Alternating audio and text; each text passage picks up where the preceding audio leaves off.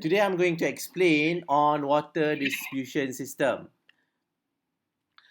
Right. When we talk about water distribution, there are 3 points or 3 topics that you need to know in water distribution system.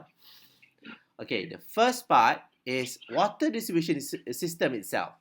So what is it? What is water distribution system?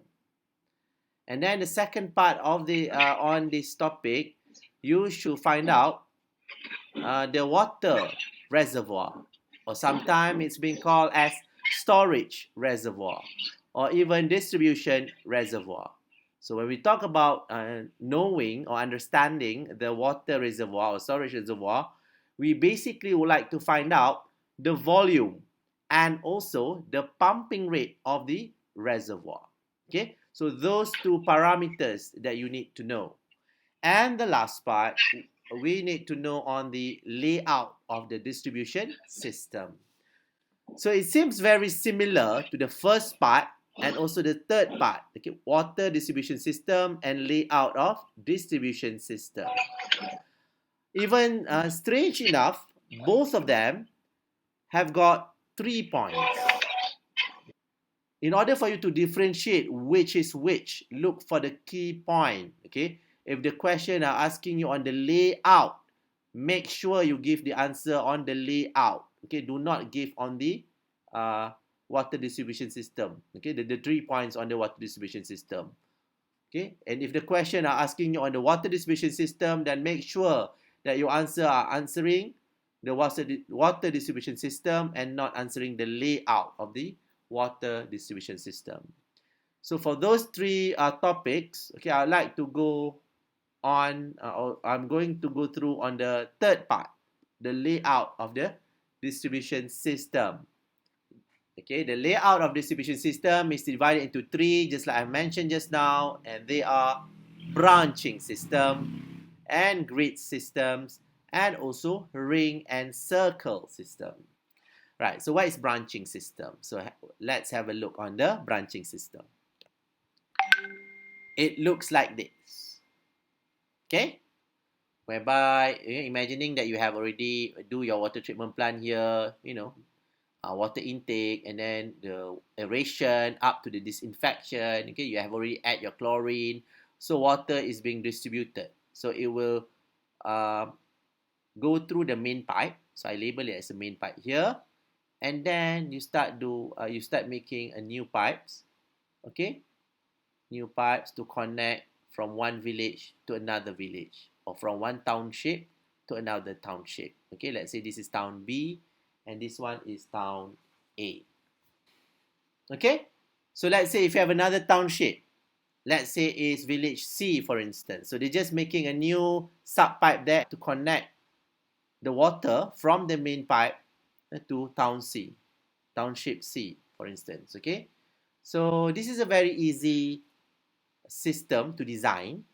Okay, just let's say you have another new township or new village, so just put another sub pipe connecting from there. Okay, so very easy and very cheap. But the problem with this design, it is not effective.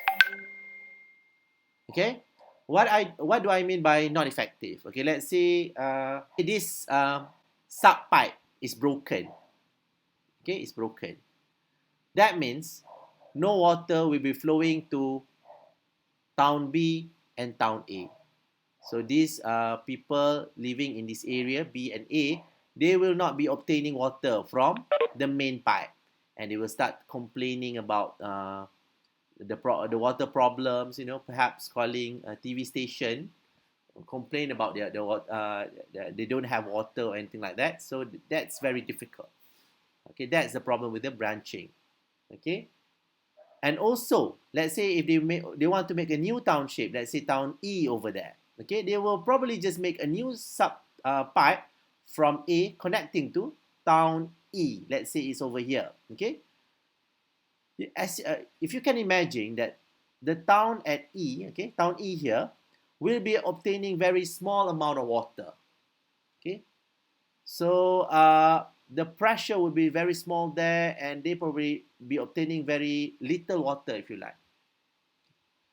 Let's say we start our day in the morning. Okay, everybody take shower. Okay, take shower here and take shower there. So people at E, imagining that you can imagine E town over here, okay, they will not be obtaining very much water because of the water. Most of the water has been used by B and A. Okay, so they will be obtaining very very little water. So they don't like that. That is the problem because the water pressure, okay, is very small at the end of the sub pipe.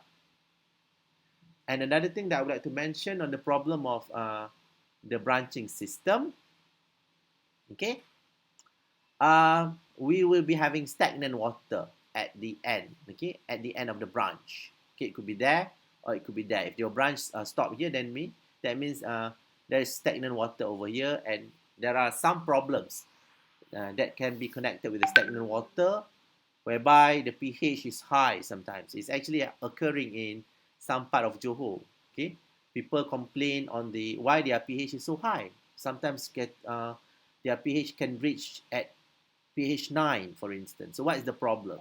So after we do some investigation, we find out that the piping system are very old. So all the calcium carbonate has probably get diluted in the water. Okay, the calcium carbonate is in the piping system. Okay, has get diluted in the water. Okay, reacting with the piping materials, and then making the pH of the water to become very very high. So that is the problem with the branching system.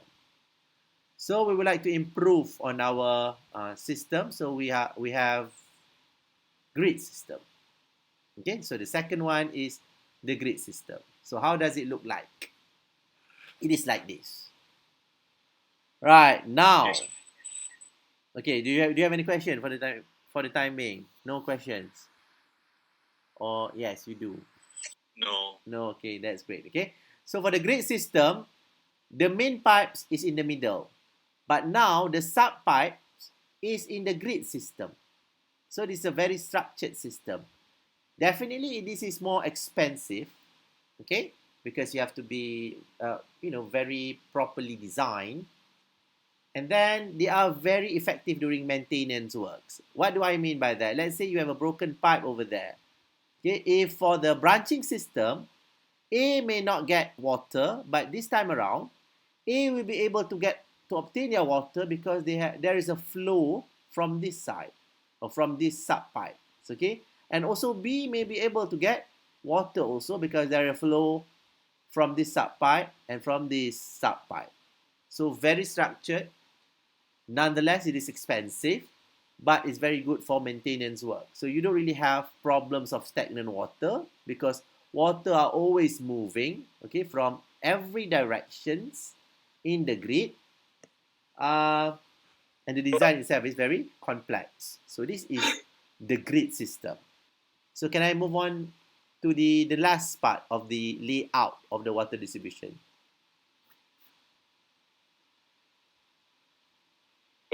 Okay. Can do. Thank you. Okay. Okay, so the last part, we call it as the ring system. It's basically like the grid system, okay? But for this ring system, the main pipe is actually, okay, or at the most outside, if you like, okay? Sorry, apologize for my English, but nonetheless, I think from my sketch you can see it. We put the main pipes outside, okay? Instead of, if you remember for the grid system, okay, like this, the main pipe is in the middle. So you can add another sub pipes, okay, sub pipes for the second. This is the first grid, let's say. So we can do another sub pipe for the second grid, and then for the third grid, you can see as you make a new sub pipe, it's going to get further and further from the main pipe. Okay, from the main pipe. So when it gets further from the main pipe, you may be obtaining very small pressure of water, so it's probably not that good. But in order for us to improve this grid system, we design, or there is another design, we call it as a ring and circle system, whereby the main pipe is actually the most outer part. So the grid is actually inside it. So this is what we call as ring system, more effective, no problem for maintenance. Definitely it is very expensive as well. So those are the three layout. Okay, the three layout system. The first one is the branching, very easy to design, very cheap, but a lot of problems. The second one is the grid system, and the third one is the ring system.